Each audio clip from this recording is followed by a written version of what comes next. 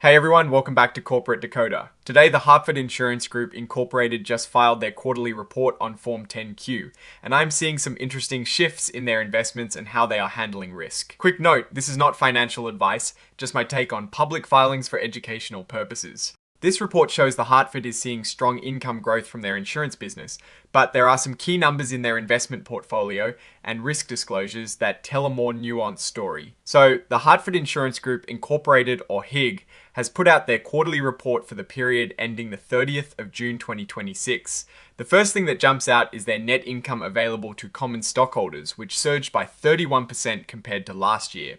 This is a pretty solid jump, and it is happening across their insurance segments. Looking at the income statement, total revenues are up about 8% for the quarter compared to last year.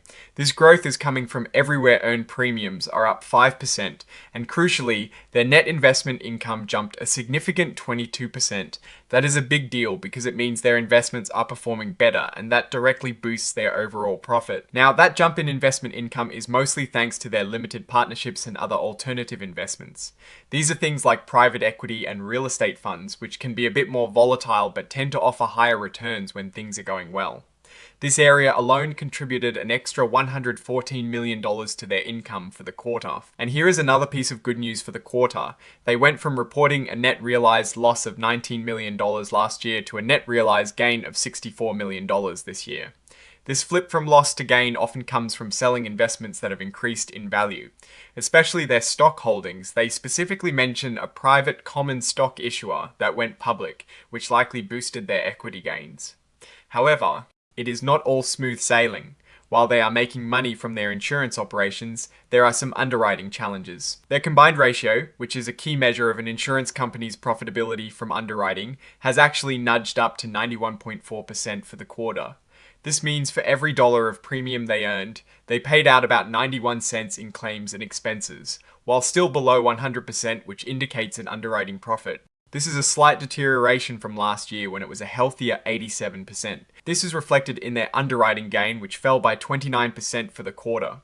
The company points to less favorable prior accident year reserve development and a higher underlying loss and expense ratio in their business insurance segment as key reasons.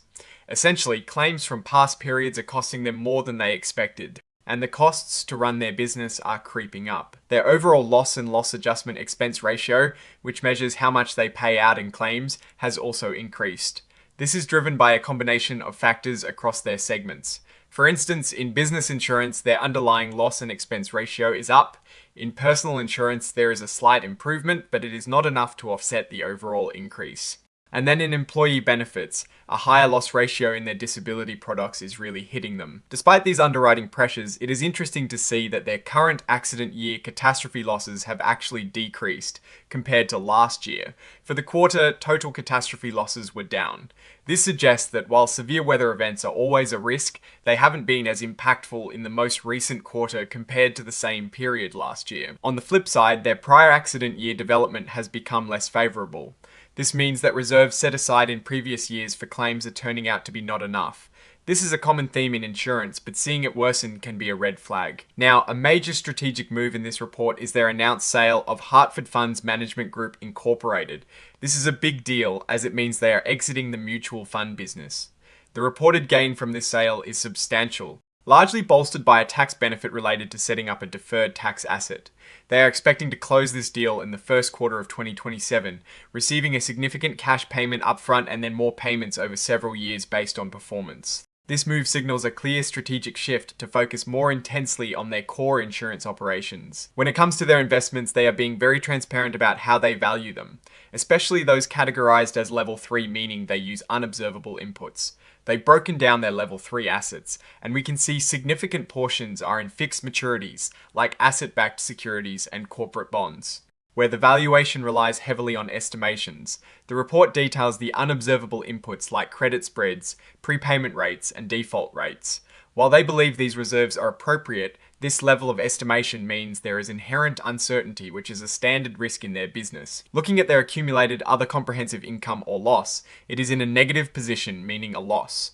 This is largely due to unrealized losses on their available, For sale securities, primarily fixed maturities that have decreased in value because of higher interest rates. It is a significant number, over $2.3 billion negative. They also use credit derivatives, and it is worth noting they assume credit risk through these instruments, particularly in below investment grade corporate and CMBS sectors. While this can potentially boost returns, it also means they are taking on more risk if these underlying credits perform poorly.